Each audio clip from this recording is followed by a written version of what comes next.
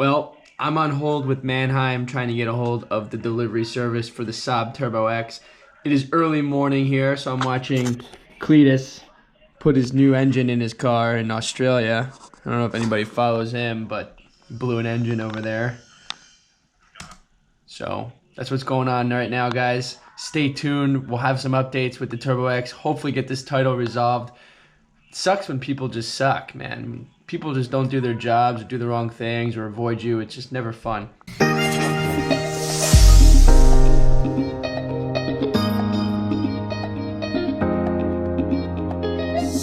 All right, guys. We are now in the car, as you can tell. I have the title with me. We are on our way down to Philadelphia. For me, where I am, it's about an hour and a half, 2 hours, depending on traffic. And we're gonna get this thing notarized, taken care of, get the letter, whatever it needs to be done. I'll give you an update because I'm not too sure what Pennsylvania law is, but I'm going to a title agency that was referred by the shipping companies and all parties involved. Had a nice phone conversation with Mannheim Logistics. I know they have a lot of bad reviews online, but they've been pretty helpful with this situation, and obviously a little disappointed as to why this even occurred, as of course I am having somebody else put their name on my title as a co-purchaser. It doesn't make any sense. Anyways, I'll give you guys an update as we go. Hopefully I have time today to get to the DMV to get this thing registered on the road and yeah, give it a first drive.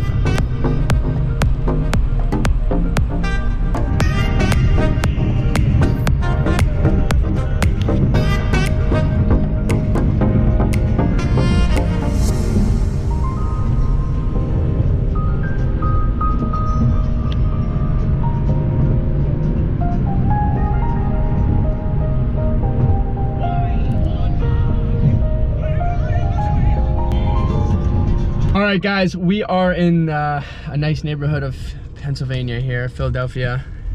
We do have our affidavit of correction, so now we are good to go. Hopefully, should knock on wood there, for the state of New Jersey to issue me title.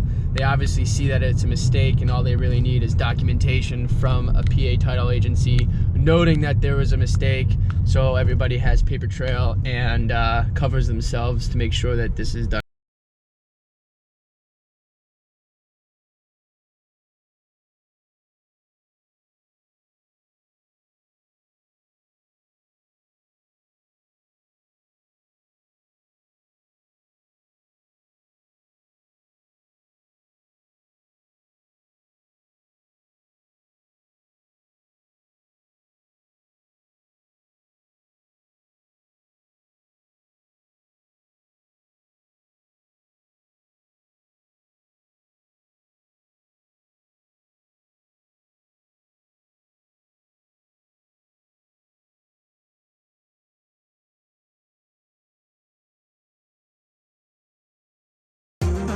My back's a little hurting, so don't mind my weirdness.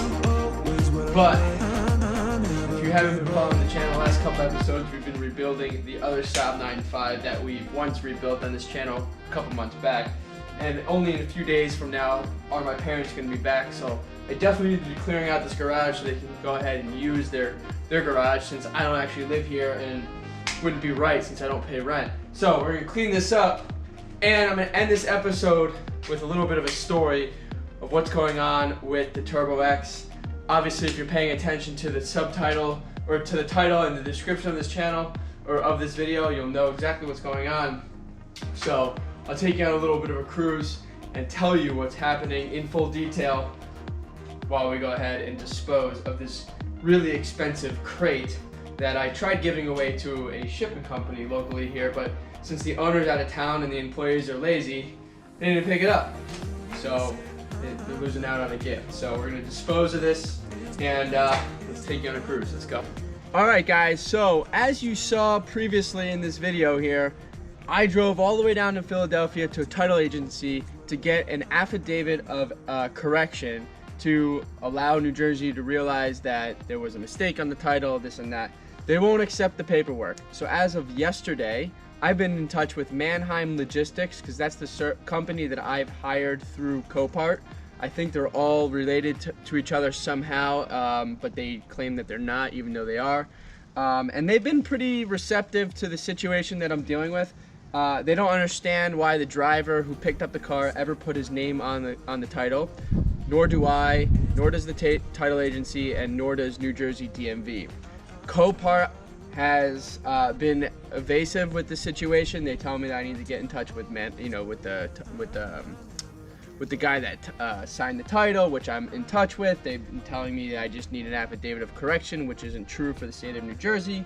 And anytime I speak to them, they're very short with me on the phone, which hasn't really been fair, because I know that they're a pretty reputable organization. And it's sad that they had notarized the title with somebody that doesn't own the car signature. So it tells me that they either A, didn't care and notarized the title either way, or B, which is most likely the case, they notarized the title before a signature was even placed on there, which I can understand. Listen, this world is, a lot of paperwork with this stuff, and it's, notarize it, done, get it out the door, like, it's okay, as long as the right, signatures are on there. And of course, the lady that notarized it and signed off on it is the one I've been in touch with at the Copart location. I won't name which location that is, and she hasn't been too friendly. So right now I'm still waiting to hear back from Mannheim Logistics, because they're the ones who were hired to pick up this car,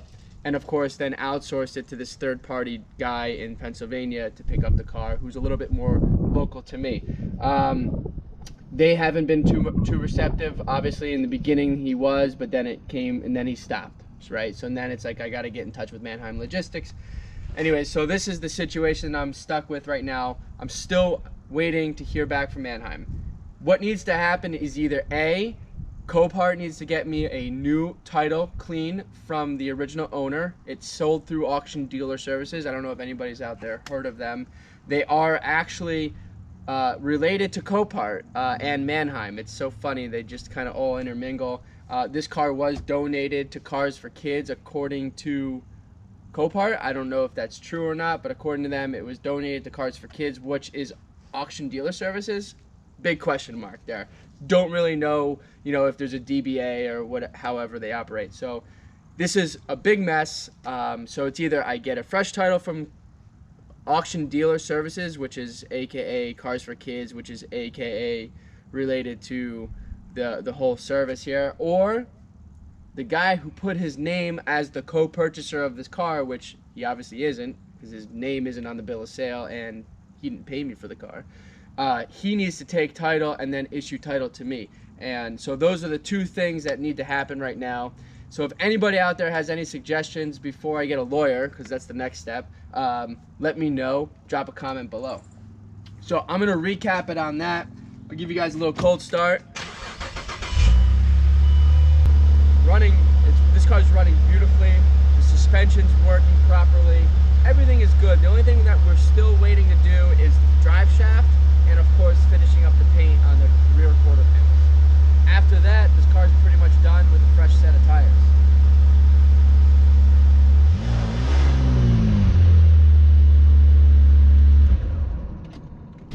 So guys, to recap from 2019, I just want to thank everybody for all of the support, all the new subscribers to the channel. A lot has happened in 2019. Not only did we buy a TurboX, pretty much restore it all 100%, but we also rebuilt two other Saab 9.5s that were completely wrecked and brought back to life. One of which, if you haven't been watching the channel recently, was wrecked again and is currently at the shop getting painted. So be sure to stay tuned for this week's episode. I'll be picking it up during the week, and it will be 100% complete. We'll put it back together and it's going to look brand new again. I think it actually might look better this time around versus the first time around, because the front bumper is being professionally painted this time, where the last time I painted it right here in the driveway. So it's going to look absolutely spectacular, and I'm super excited to see that. So besides for the 3 builds, we also gained almost 3,000, or I should say almost 2,500 subscribers since January of 2019.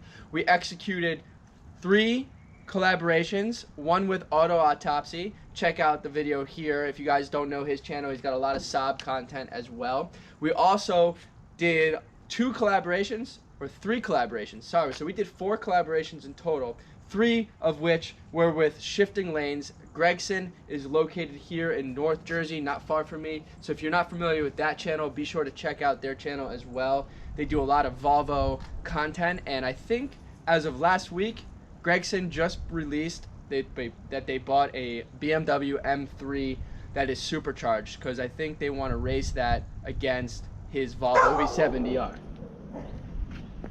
Yeah, so check out Gregson's channel, Shifting Lanes. It's a team of 3 of them. They just bought that M3 supercharged to race his V70R, which if you haven't been following his channel at all, they've been rebuilding and building it up to this 400 and something horsepower, pretty quick Volvo. And obviously it's an R spec, so it's pretty rare and spectacular.